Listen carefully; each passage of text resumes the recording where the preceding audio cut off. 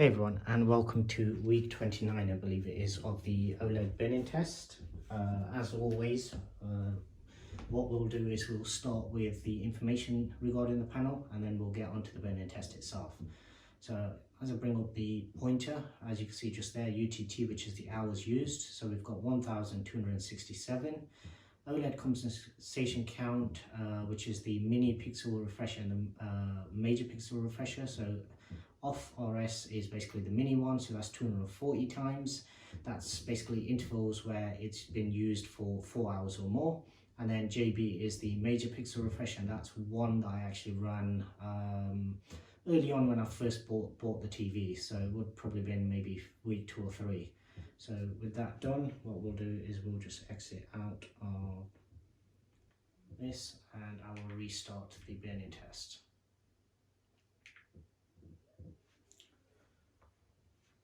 So just while that's booting up, I'll just lock in the focus and ISO to make sure we don't have it fluctuating all over the place. Okay, that looks fine. So usage for the past week, usage has basically been pretty much all gaming. So if you go and have a look at the hours for the previous week, week 28, I'm not 100% sure what it is off the top of my head, but all of the hours apart from 2 or 3 has basically been gaming, and it's pretty much been all Fortnite as well during that period. I've been on a day shift, 1 till 8, so for that reason basically I've just not made any use of it, and I've had a lot of other videos going on in the meantime, so any time that I have had free, basically I've been doing other things. So all of the usage for the past week has basically been gaming, long periods at one time as well, so probably 4 to 5 hours at any one instant. As it just cycles through, I'm just trying to keep an eye on the actual screen as well. I'm not expecting to see anything, to be perfectly honest. All the weeks that I've done this, if anything, it just fills me with more and more confidence as it goes along, just because of probably the precautions and the mitigations that I've put in place in the beginning to actually make sure that I don't actually need to worry about burning or anything like that. For those who may be watching this for the first time, the reason for this is basically this TV was purchased back in February of this year, 2020, and this is a 65-inch LG C9 OLED, model number is 65 C9 PLA, and the main reason for these videos is basically to both track the panel's usage and any potential burn-in or image retention as we go along, and also for anybody who's maybe looking further down the line and they're looking at maybe purchasing OLED. YouTube seems to be filled with horror stories for OLED burn-in and image retention, but there's nothing ever on the flip side. And it's a kind of saying that went with previous jobs that I've held, where nobody ever complains about an item that's good.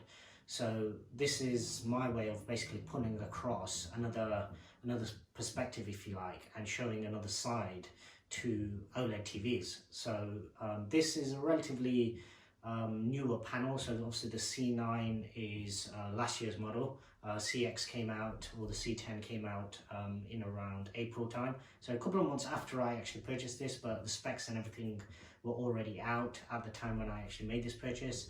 And I made it knowing pretty much what the CX was going to be about. But as I say, the C9, C10s and everything newer than that, pretty much across the board, because LG basically developed the panels, they came out with a larger red subpixel, and the red subpixel, from my understanding, is the one that used to fail most often in the past. So maybe C8s, B8s, C7s, B7s, sorry, and older, those kind of TVs, you see a lot of videos of them where they've got burn-in quite easily, quite early on into their tenure of usage, and maybe not from very intensive gaming, maybe just from light gaming. This TV is basically being used for heavy gaming right from day one. And this is basically my way of just showing basically proof for anybody out there that actually doubts it, because even for this video, I'm sure there'll still be people doubting it, saying you've made cuts or anything like that. With this video, the very reason I don't make any cuts, and at the start I literally just blur out stuff, is just to show that this is literally just one straight cut, and this is basically the panel that you're seeing. With my videos, what I tend to do is run these every Friday.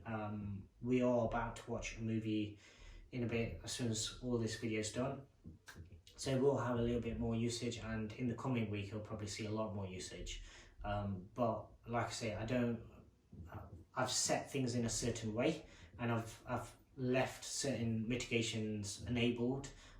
For those, you can obviously check out my video in the TV and video section, where basically I tell you how to avoid getting burn-in or prevent that risk. And basically, once all of that kind of stuff's set up, I just use it as it was intended. It's a TV at the end of the day, so we're not gonna baby it and treat it in such a way where basically we're only using it for maybe an hour a day or something like that.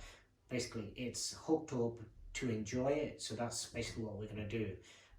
So you'll see in the same way as I will, as and when any burn-in actually occurs. But obviously, as I say, having it cycling through every colour now several times, I was confident anyway, hence why I'm not really too worried about checking this on screen or anything. But as and when anything does occur, you can rest assured that obviously it'll be in this video, or whichever video that does happen in. Basically, I'll be putting these out every Friday. I'll try and keep them coming weekly, but as my schedule gets busier, sometimes I do tend to forget, maybe over the weekend, especially when I'm working different shifts. So, yep, that's it.